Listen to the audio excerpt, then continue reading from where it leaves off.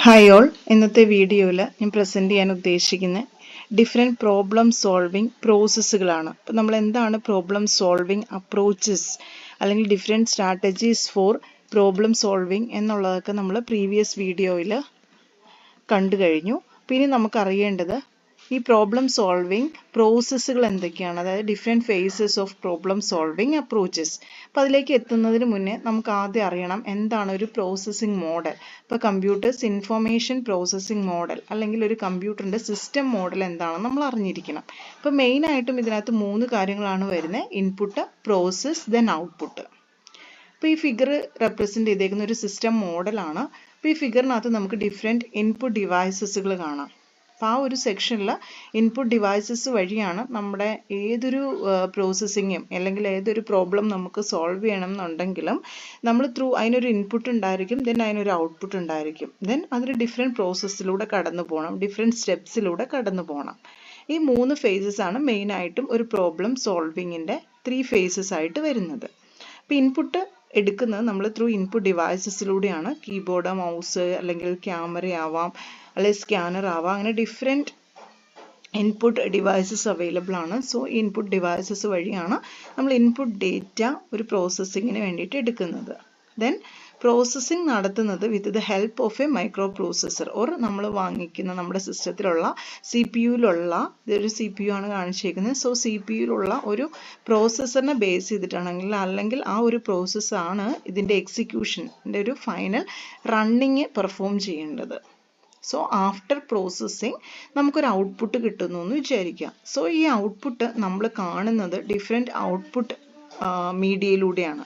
So മോണിറ്ററിലൂടെ ആവാം, അല്ലെങ്കിൽ സ്പീക്കറിലൂടെ ആവാം, അല്ലെങ്കിൽ പ്രിൻ്ററിലൂടെ ആവാം. അങ്ങനെ ഡിഫറെൻറ്റ് ഔട്ട്പുട്ട് ഡിവൈസസ് വഴിയാണ് നമുക്ക് ആ ഇൻഫർമേഷൻ അല്ലെങ്കിൽ നമ്മൾ പ്രോസസ്സിങ് ചെയ്ത ഡേറ്റ നമുക്ക് വിഷ്വലൈസ് ചെയ്യാൻ പറ്റുന്നത്.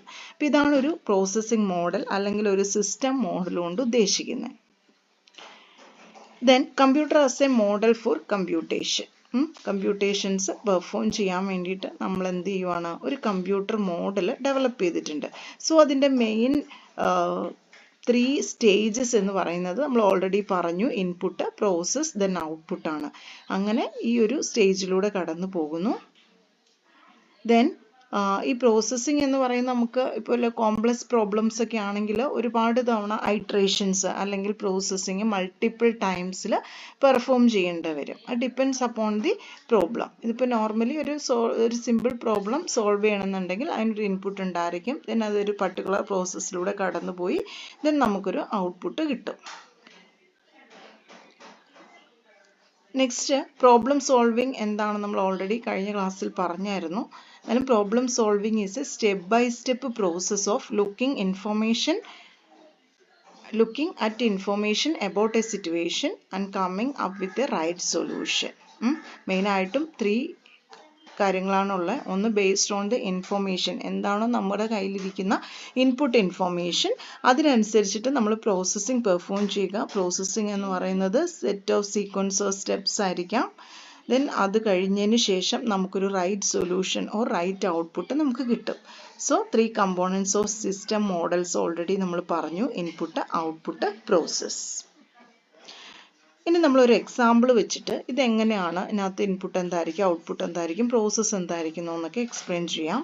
അപ്പോൾ ഇതിനൊരു എക്സാമ്പിളായിട്ട് നമ്മൾ പറയുകയാണ്: calculate the average grade for all students in A class. ഒരു ക്ലാസ്സിലെ എല്ലാ സ്റ്റുഡൻസിൻ്റെയും ഒരു ആവറേജ് ഗ്രേഡ് നമുക്ക് കാൽക്കുലേറ്റ് ചെയ്യണം.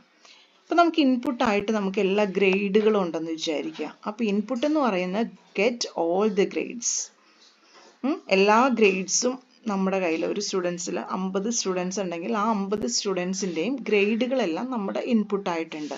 ആ ഇൻപുട്ട് നമ്മൾ കൊടുക്കുന്നത് കീബോർഡ് വഴിയാവാം, അല്ലെങ്കിൽ നമ്മളിപ്പോൾ ഒരു USB ഡിവൈസ് അല്ലെങ്കിൽ ഒരു ഹാർഡ് ഡിസ്ക് വഴിയൊക്കെ നമ്മൾ എങ്ങനെയെങ്കിലും ഇൻപുട്ട് സെറ്റ് ചെയ്ത് വെച്ചിട്ടുണ്ടെന്ന് വിചാരിക്കുക. അതായത് എല്ലാ സ്റ്റുഡൻസിൻ്റെയും ഗ്രേഡാണ് ഇൻപുട്ടായിട്ട് നമ്മൾ കൊടുക്കുന്നതെന്ന് വിചാരിക്കുക.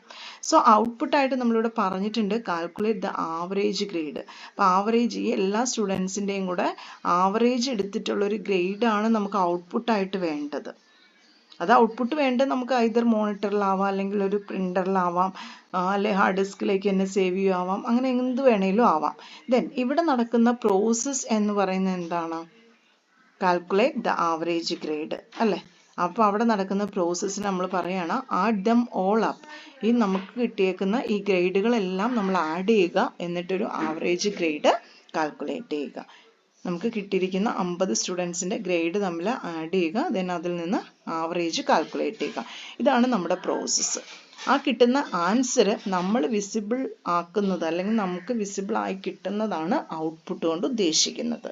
അപ്പോൾ ഈ ഒരു ചെറിയൊരു എക്സാമ്പിളാണ്. ഈ ഒരു എക്സാമ്പിളിൽ 3 കാര്യങ്ങൾ നമ്മൾ പറഞ്ഞു.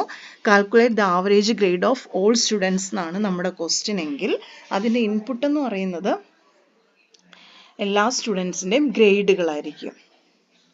ദെൻ അതിൻ്റെ ഔട്ട്പുട്ട് എന്ന് പറയുന്നത് നമുക്ക് ഫൈനൽ ആവറേജ് വാല്യൂ ആയിരിക്കും.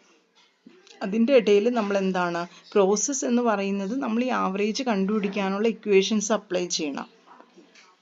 അപ്പം ഇവിടെ നമുക്ക് ജസ്റ്റ് ഒന്ന് ആവറേജ് കണ്ടാൽ മതി. സോ എല്ലാ ഗ്രേഡും കൂടെ കൂടിയിട്ട് ആഡ് ചെയ്തിട്ട് divided by number of students ഇട്ട് കഴിഞ്ഞാൽ നമുക്ക് ആവറേജ് കിട്ടും.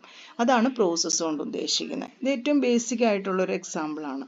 അപ്പോൾ ഒരു കോംപ്ലക്സ് ആയിട്ടുള്ളൊരു പ്രോബ്ലത്തിലേക്ക് നമ്മൾ പോകുമ്പോൾ ഇതിനകത്ത് നമ്പർ ഓഫ് പ്രോസസ്സുകളുടെ എണ്ണം മേ ബി കൂടാം.